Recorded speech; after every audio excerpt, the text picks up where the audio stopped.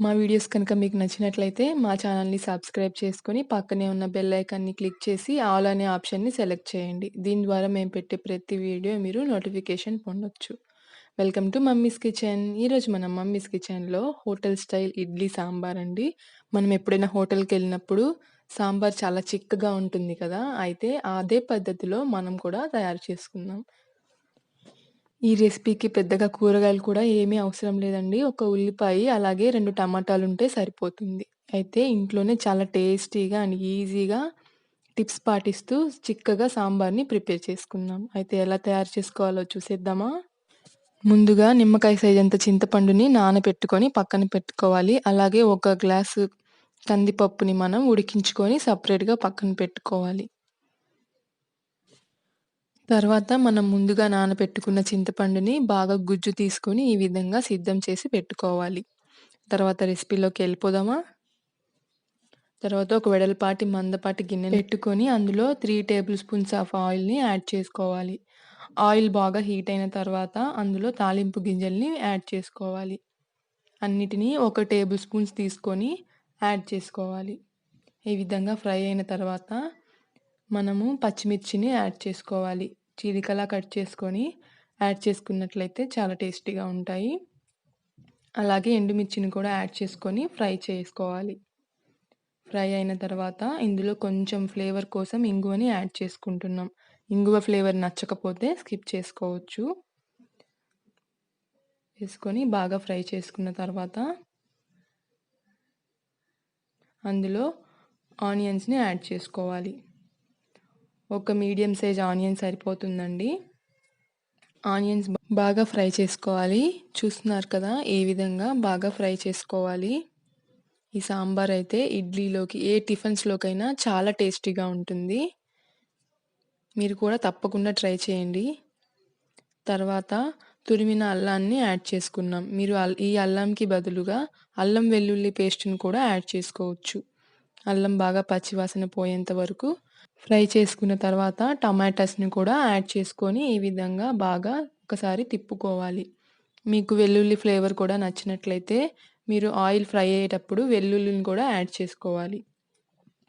తర్వాత కొంచెం పసుపు, రుచికి సరిపడా ఉప్పుని కూడా యాడ్ చేసుకొని ఒకసారి మిక్స్ చేసుకోవాలి.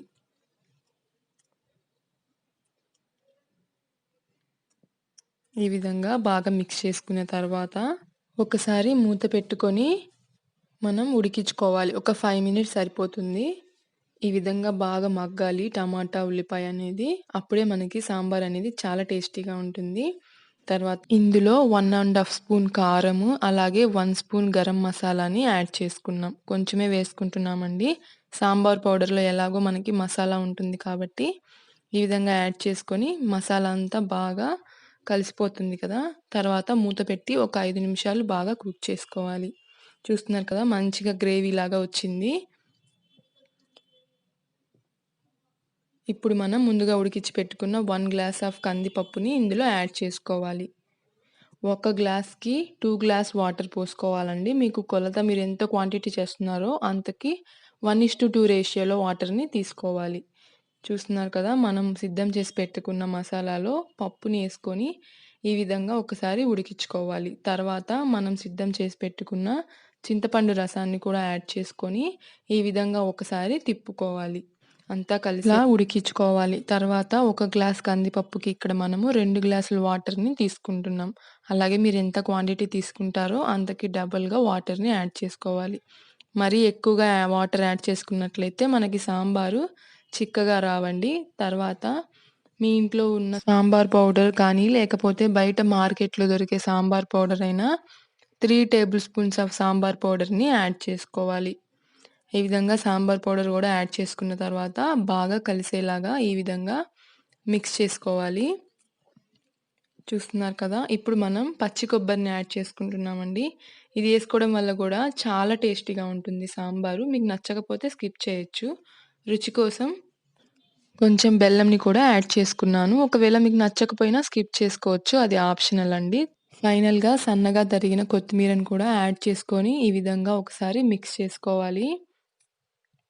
మిక్స్ చేసుకున్న తర్వాత మూత పెట్టి మీడియం ఫ్లేమ్‌లో ఒక 10 మినిట్స్ బాగా సాంబార్‌ని ఉడికించుకోవాలి. అప్పుడు చాలా టేస్టీగా ఉంటుంది. ఈ పద్ధతిలో మీరు కూడా ఒకసారి ట్రై చేయండి. ఈ వీడియో నచ్చినట్లయితే తప్పకుండా లైక్ చేయండి.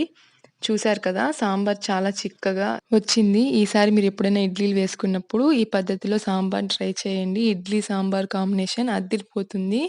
తప్పకుండా మీరు కూడా ట్రై చేయండి. అయితే ఇంట్లోనే చాలా సింపుల్‌గా ప్రిపేర్ చేసుకున్నాం కదా! ఇలాంటి మరిన్ని మోర్ ఇంట్రెస్టింగ్ వీడియోస్ కోసం మా ఛానల్‌ని సబ్స్క్రైబ్ చేయండి. లైక్ చేయండి, షేర్ చేయండి. అలాగే మీకు ఈ వీడియో నచ్చిందని ఆశిస్తున్నాను. ఈ సాంబార్ ఇడ్లీలోకే కాదండి, దోసలోకి కూడా చాలా టేస్టీగా ఉంటుంది.